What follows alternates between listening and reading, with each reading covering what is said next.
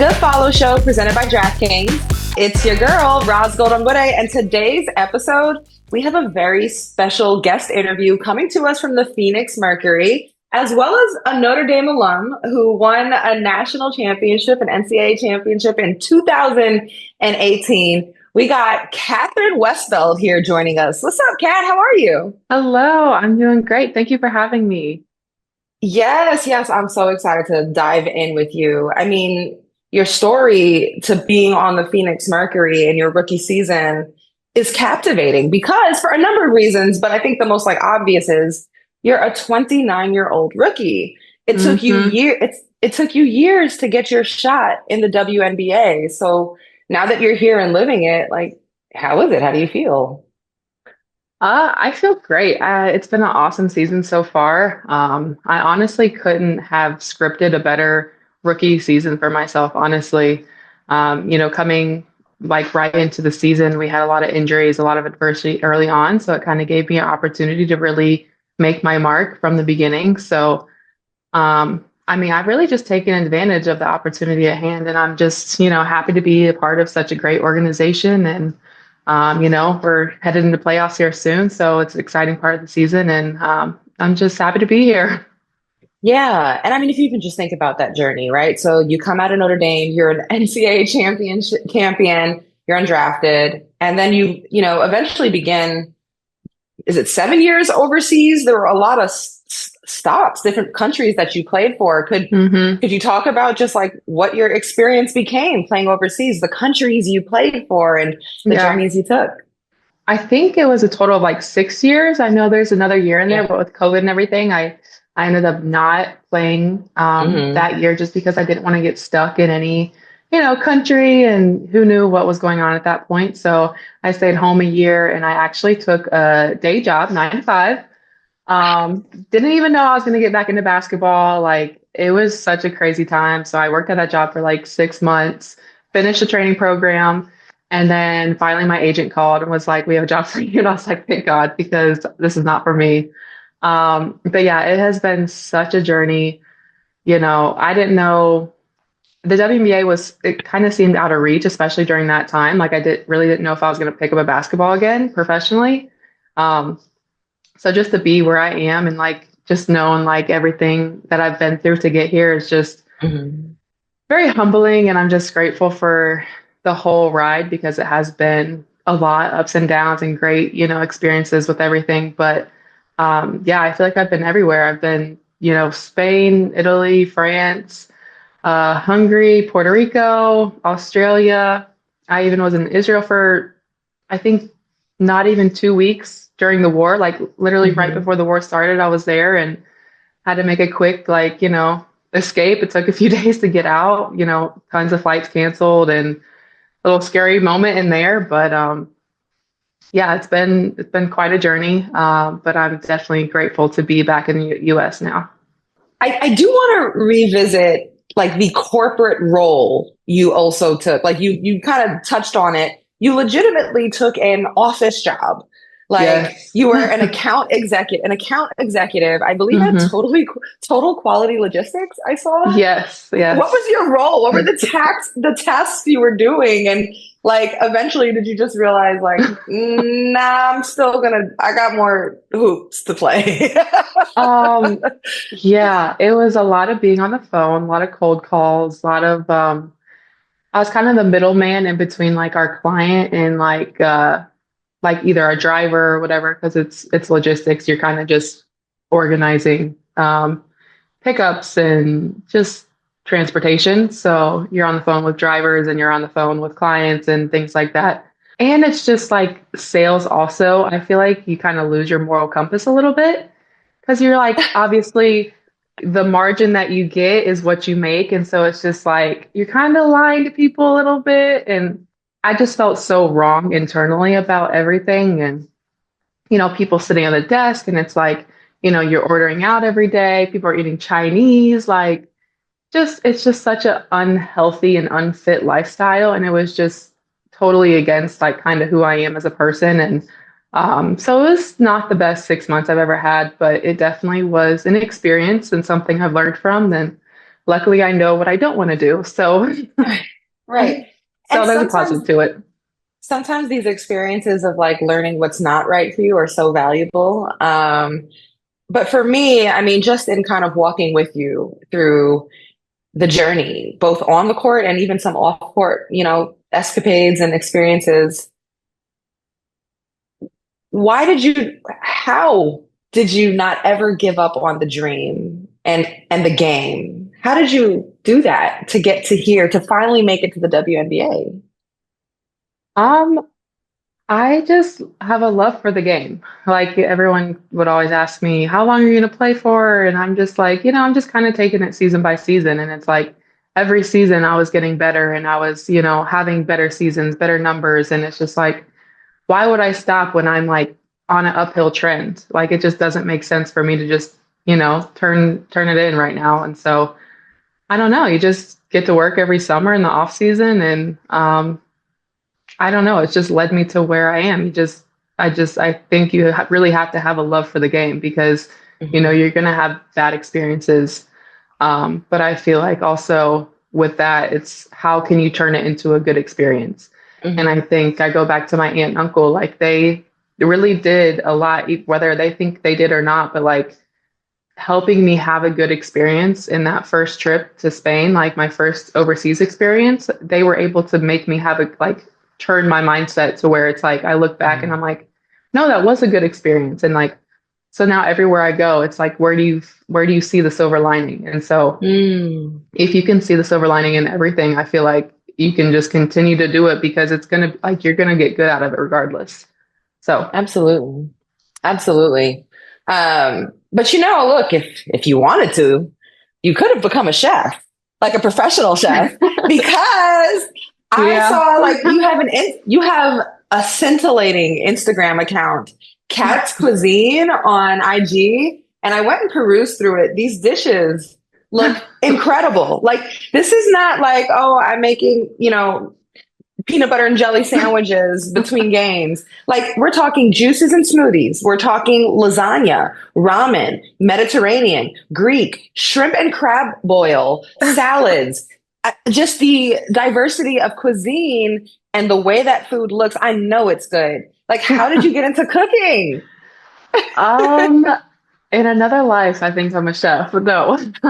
Um, so my dad always had a garden growing up and he's a great chef himself and my mom cooks. And so I was just always a sponge in the kitchen, like, hanging around. We have a big family, so you're hanging around the kitchen. Parents are cooking, you're at the dinner table with, your siblings. And I was just always asking questions, watching what he was doing. And then when you go overseas, it's like the food over there is so good, like the produce and everything, and you're experiencing different types of cuisines and different flavors and everything. So I just, took what I learned and that's one of my favorite things is going like getting to a new country and going to the grocery store and like seeing things that like I haven't seen before or trying different things. Or sometimes I'll just go in the meat section and grab some slice of meat and I'll go home and I'll be like, Dad, what is this? And he'd be like, oh, that looks like, I'm like, okay, what do I do with it? And so it's just like kind of experimenting. I feel like I'm very much like a artist also. So like I kind of turn like it is an art. Food is an art. And Mm-hmm. it's like I feel like I've been able to just kind of take the two of those and turn it into kind of my lifestyle of like, healthy eating, athletics, like, Mm-hmm. it's all a part of it and it's all, what helps you be the best you can be. So I don't know, I've just really enjoyed it and you have so much time overseas. So yeah, I make the most of my time. Yes, food is a love language. So It I'm really is. curious. It really is. Hmm. I'm very fluent in food, or maybe in eating is better for me. But so no formal training. It's this you're learning as you're going on the Oh yeah. cooking. Yes. Have you cooked for your teammates on the Phoenix Mercury? Have you had anybody over for dinner? Actually, no, not yet. They take care of us here really well. So I have really not had to cook. At our facility, our chefs take care of a lot. So I'm Mhm. always taking stuff to go for dinner and it's pretty taxing. We play so much, like we're hardly even home. So to be able to like kind of rest and not be on my feet cooking, and it's been really nice. But Must be nice. I do miss it. My little sister came when we played Chicago this past time, and I was like, "Do you want to go to dinner?" She's like, "Maybe we'll just order in." And I was just like, "She wants a home cooked meal." So I actually, for the first time, I made her a little dinner. And you mentioned though your younger sister, so Maddy Westbeld, and Hmm. that's been a fantastic part of the story too. You guys end up being drafted in the same draft class, even though I Hmm. think is it a 6 year gap between you Yeah, guys? 6 years. So you're 29, she's 23. You again finished in 2018 after winning a national championship at Notre Dame. She came Hmm. out of Notre Dame this year in the class of 2025 and was drafted number 16 to the Chicago Sky. Hmm. And I saw that in some ways you call this divine timing, that you Hmm. guys as a family could have this together. So if you could just describe like what the bond is between you two as sisters growing up and now as pros and fellow rookies, interestingly Hmm. enough. Yeah. It has been such a special journey for us individually and obviously together. She took an extra year in college too. Like I feel like I've been waiting for her to be pro, so we can kind of finally be on that same level. And she ended up taking another year, and that other year gave me another great season in Hungary and got a great training camp contract in Phoenix. And it's just it doesn't make sense how it just all worked out the way it does. So that's why we kind of keep going to divine timing because I mean, God did that. Like, if you really want Mhm. to sit down and talk about it. But yeah, it's just been really special. And, we've been best friends for so long. And I feel like when we grew up, like, yeah, we argued and stuff. But my mom's just like, you guys are going to be best friends one day. You might as well start now. So we really did. And we've just been so inseparable. And in the summers, we're working out together. Like that's our favorite thing to do together is work out. So it's like summers, we can't wait because it's like that's our bonding time. We just Mhm. go in every summer, dogs, literally like it's the funnest thing to us. And we eat healthy and we cook together and like we both just share so many interests together and just being able to do it all and like reach this moment at the same time. Like it was Mhm. just divine timing. There's nothing else I can Yeah. say about that. Yeah. And when you guys finally saw each other on the court for, this WNBA season, how was it for your family? Were there house divided jerseys and hats being made? And who rooted for who? Yeah. I wouldn't say we were divided, but definitely my uncle made my parents a couple hats. Um, half and half hats, and now my parents have half and half shirts, and I think the whole family is kind of getting on that trend. So no, it's just really cool. And our last Chicago game at Chicago, I think we had about 30 plus people come up, like drive up from Dayton, which is about a 5 hour drive of just friends and family and just a huge support system. And it's just like, just a testament of like how their love and support and what it's done for Mhm. us. Just to Mhm. see everybody there was a really special moment for us and our family.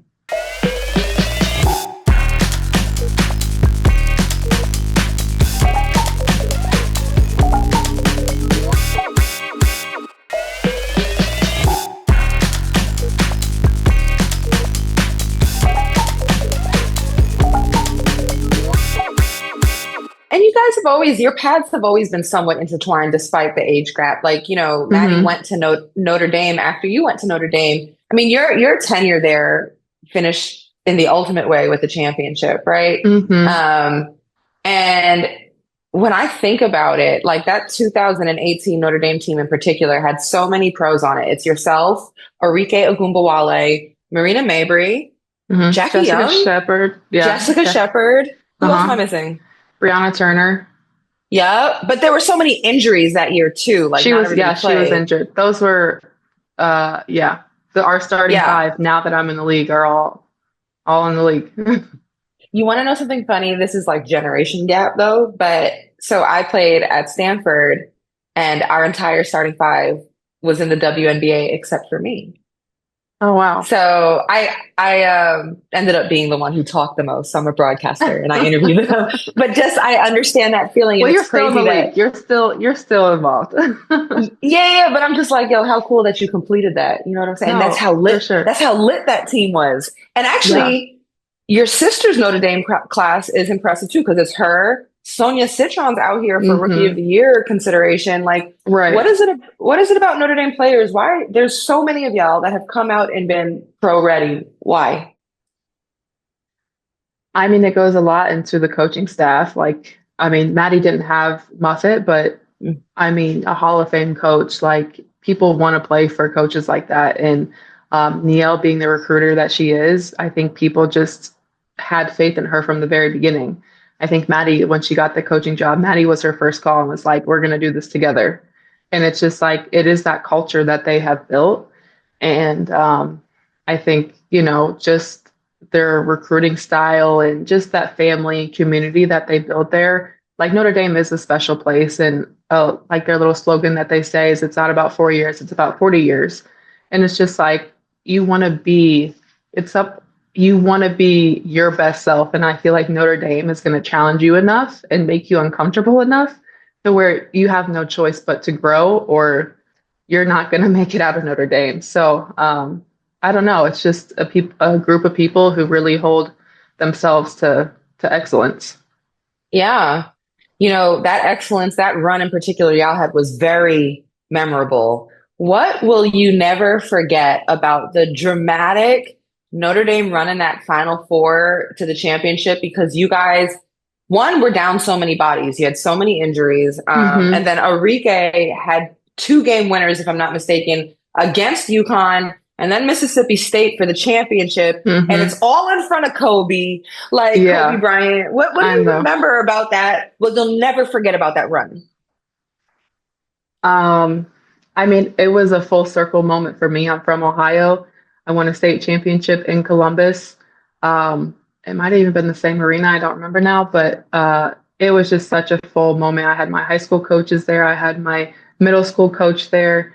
Um, Teammates, like it was meant to be. Like I feel like it was written. And even Niele, when she won her national championship in 2001, it was in her hometown, St. Louis, and it's just like we both wore number 33, and it was just little things like that. It's just the stars aligned for us, and Mhm. yeah, I mean I remember we were down like 14 or 15 at half in that championship game, and like I wasn't nervous at all. Like I knew the outcome of the game. I didn't know how. I didn't could have never guessed that Enrique was going to hit that shot again, but like I feel like I already knew the outcome of that game. So I don't know. It's just meant to be, I feel like you have a lot of these kind of moments in your like life story here. right? I know. I kind of do.